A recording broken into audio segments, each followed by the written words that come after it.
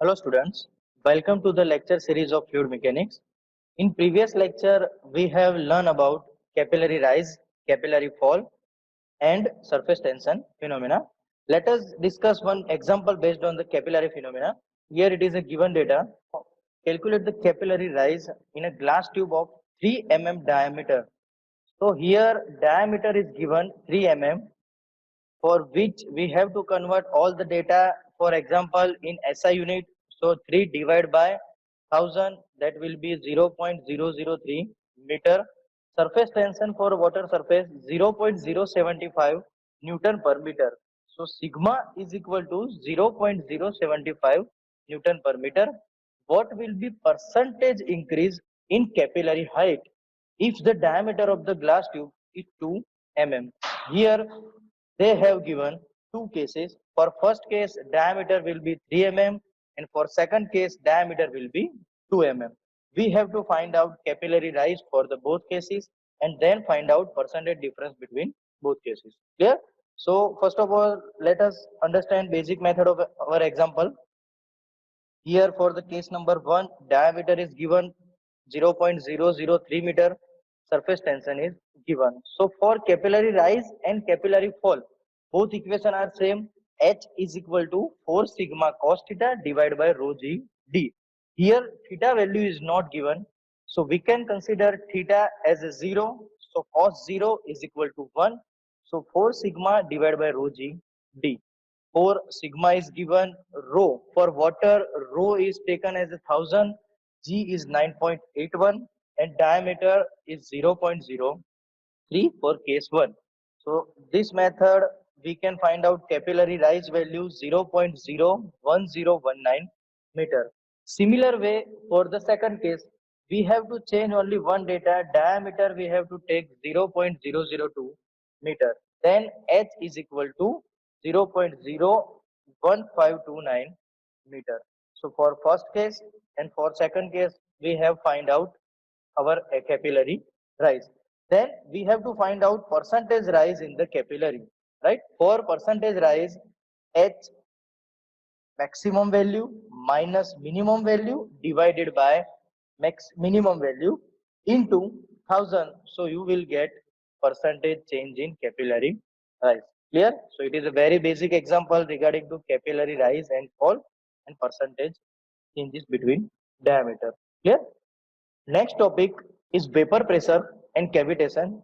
Students, this is very much important and practical aspects regarding fluid mechanics. So what do you mean by vapor pressure? First, we will understand that. After that, we will see what do you mean by cavitation. So vapor pressure, basically the pressure at which liquid is converted into vapor, that is known as vapor pressure, right? Let us take one example. Suppose you have one vessel here halfly filled with the water. If the temperature of the vessel is 25 degree, nearly the atmosphere temperature, and pressure will be the atmosphere pressure. Now liquid will vaporize at 100 degree Celsius inside the vessel. Clear? Suppose when vaporization take place, molecular escape from the liquid surface and go to the vessel surface, right? This vapor molecule extract pressure on the liquid surface, that is known as vapor pressure or pressure due to vapor. Or simple way, we can also say this, the pressure at which liquid is converted into vapor, that is known as vapor pressure. Clear students? You have idea of this. Whenever the pressure of any liquid get reduced, then boiling point also get reduced, right? Suppose the pressure of liquid goes below the vapor pressure, then liquid may start boiling suddenly, right? In normal temperature also. The bubble of this liquid are carried by the flowing pipe. Suppose there is one pipe. In this pipe at sudden point pressure will be reduced below the vapor pressure. Then at that point liquid is directly converted into vapor. So at that point many vapor particles, many bubble formation are there. Whenever the pressure developed by the collapsing bubble is so high that material from the boundaries get eroded and cavities are formed, that is known as cavitation. So basically cavitation is the phenomena after vapor pressure. Remember this, suppose suddenly we have one pipe, at some point pressure of the pipe goes below to vapor pressure, right? So at that point what will happen? At that point vapor formation are there, bubble formation are there. Suppose that bubbles are collapsed, then material of the pipe will get eroded, that is known as cavitation. For removal of cavitation, one draft tube is provided at the outer section of the turbine. This is practical use of vapor pressure and cavitation phenomena. For removal of vapor pressure and cavitation, one draft tube is fitted at turbine outlet. Clear? So let us move on next topic, Pascal's law. So here one topic is completed almost. Basic fluid mechanics is almost covered. Now pressure related basic terms is remaining in this chapter. So what do you mean by Pascal's law? So before that, I want to explain you what do you mean by pressure. So pressure is a basically force divided by area. Pressure is acting normally to any surface, and pressure is acting in cross section area only. Suppose we have rectangular surface, so pressure is acting on L into B. Suppose we have circular surface, so pressure is acting on pi by 4 d square. Clear? So pressure is acting on always in a cross sectional direction and in normal direction only, right? So what do you mean by Pascal's law? You may aware about statement of Pascal's law, but here we have to derive the Pascal's law statement. Pascal's law state is that the pressure intensity of pressure at any point of in a static fluid is equal in all direction. In simple language, suppose your fluid is in steady condition, that means pressure intensities from x, y and z direction are equal, right? We have to prove that pressure intensity for x direction, for y direction and for z direction all are equal for steady fluid, right? So here let us understand this sketch.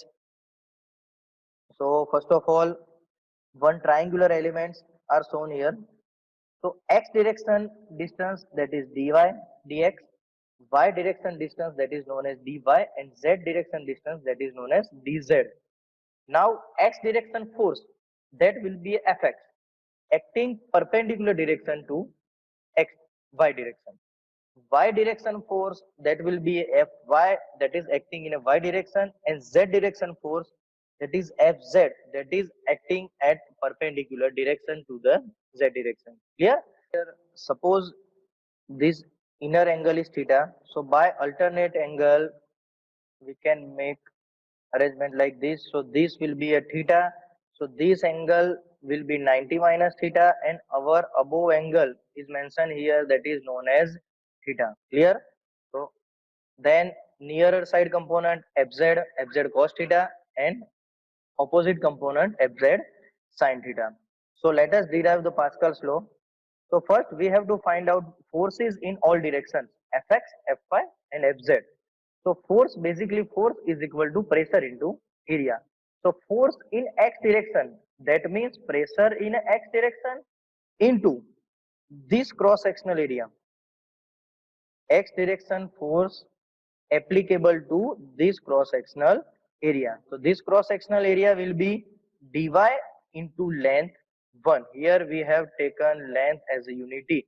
So dy into length 1.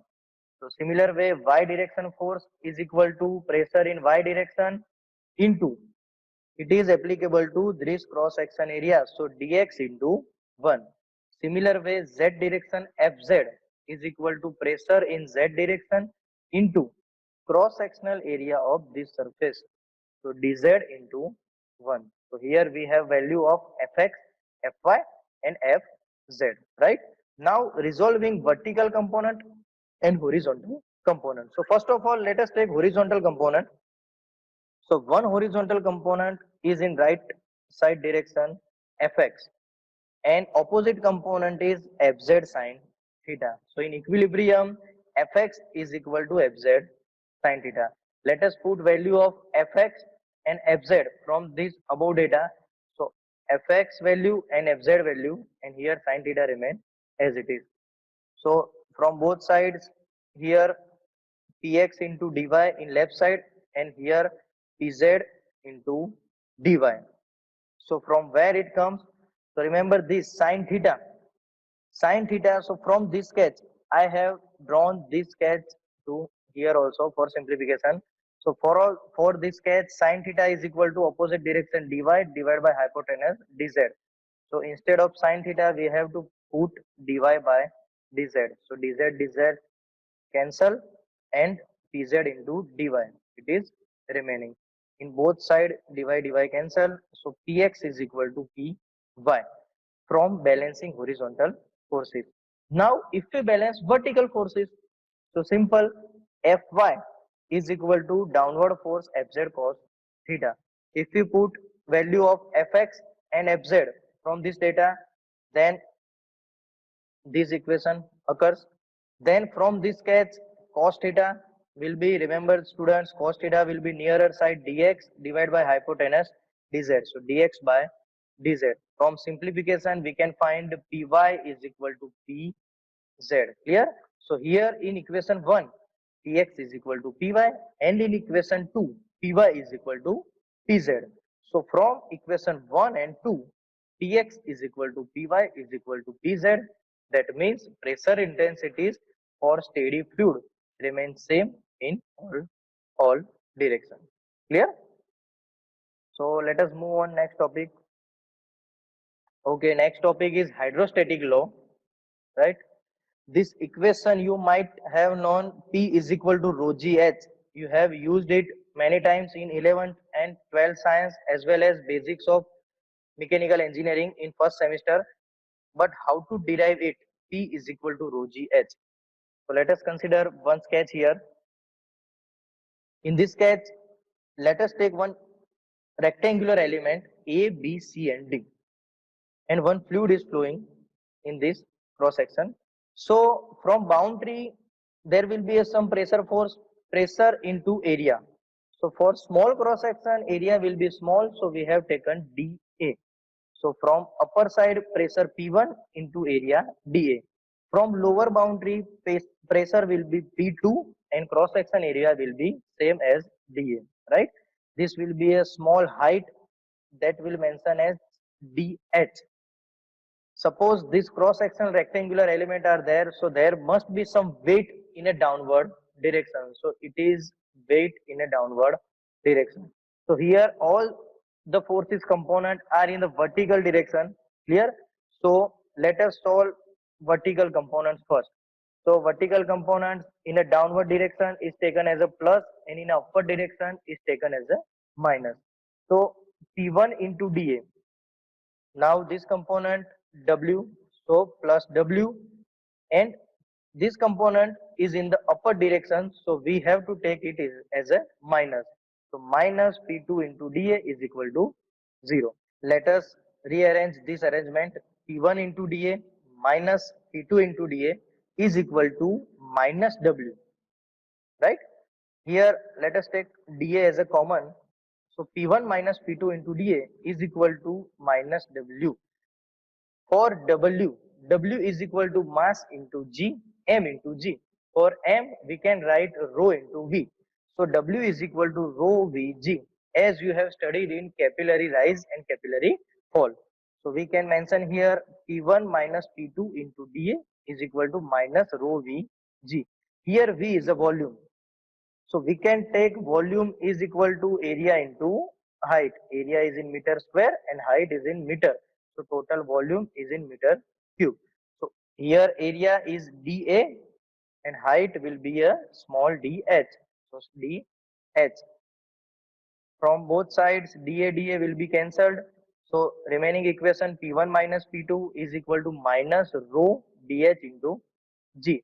If we write here P2 minus P1, then this minus sign will be got cancelled. P2 minus P1 is equal to rho dH into G. Now integrating both the sides.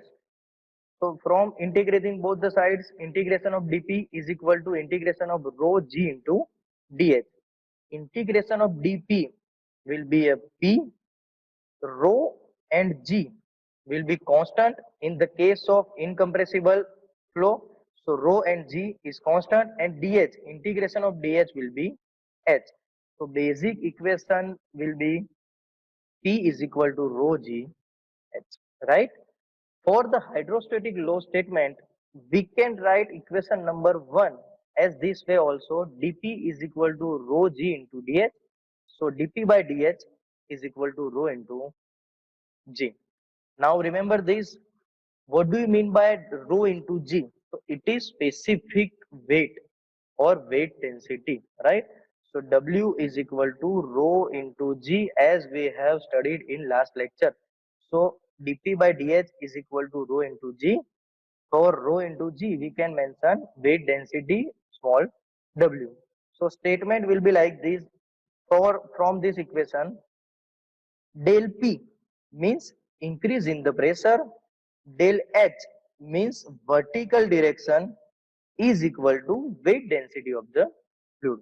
Remember this, you don't have to mug up the equation and don't have to mug up the all statements or all things. Remember this equation. dP that means increase in the pressure, dH that means in vertical direction is equal to weight density of the fluid. This is simply called as hydrostatic law for pressure. Clear? Now let us understand various types of basic pressures. So there will be a basically four types of pressures. So let us understand. First one is atmosphere pressure. So what do you mean by atmosphere pressure? It is generally pressure exerted by air on earth at a sea level. Three terms remaining. Pressure exerted by air on a earth at a sea level, that is known as atmosphere pressure. Generally, atmosphere pressure can be measured by barometer instrument. So you have to remember this. Generally, atmosphere pressure can be measured by barometer instrument. The standard value of atmosphere pressure is 760 mm of Hg, 10.3 meter of water, as well as 101.3 kilonewton per meter square, right? Next one is gauge pressure. Here it is as shown in this sketch. This line represent atmosphere pressure. So for gauge pressure, remember this basic limit is starting limit is atmosphere pressure. That means with the help of atmosphere pressure, we can measure gauge pressure. So pressure measured with the help of any type of pressure measuring instrument, that is known as gauge pressure. Generally, pressure gauge are various types of pressure gauge are there. Suppose diaphragm pressure gauge, burden tube pressure gauge, simple manometer. So all the equipments measure gauge pressure. It is defined as which is measured with the help of any type of pressure measuring instrument. For gauge pressure, atmosphere pressure is taken as datum line. Clear? Next one is vacuum pressure. Name itself suggests vacuum pressure, that means pressure below the earth level or pressure is in the negative direction. Suppose in any type of example your answer is in the negative sign, then you have to mention it as a vacuum pressure, right? Next one is absolute pressure. Now see in this sketch, first of all we have to draw this line. This represent atmosphere pressure. With the reference of these, we have to find out gauge pressure in above direction and vacuum pressure in the below direction. So absolute pressure. So what do you mean by absolute pressure? So there is two equation of absolute pressure. P absolute is equal to, from here we have to take atmosphere also and then gauge also. That means P absolute is equal to atmosphere, that means this level, and gauge, that means this level. So P absolute is equal to atmosphere plus gauge, or atmosphere minus vacuum pressure. Clear? So atmosphere minus vacuum pressure. Clear? After the hydrostatic law, let us take one example based on it. An open tank contains water up to the depth of 2 meter and above it oil with the specific gravity S is equal to 0.9 for 1 meter depth. Clear? So in any type of a tank as shown in figure, from the bottom 2 meter height is filled with the water and above that 1 meter height is filled with an oil. Find the pressure at the bottom of the tank. So we have to find pressure at bottom of the tank at this level, right? So first of all, specific gravity S is equal to rho of any liquid divided by rho of a water, that means 1000. So if you want to find rho of any liquid, then we have to multiply specific gravity by 1000. So here S1 is equal to 0.9. So we have to multiply 0.9 with 1000. So rho 1 is equal to 900 kg per meter cube. Clear? So here 900 kg per meter cube oil, and here 1000 kg per meter cube water. Oil height is 1 meter and water height is 2 meter. We have to find out pressure at bottom of the tank.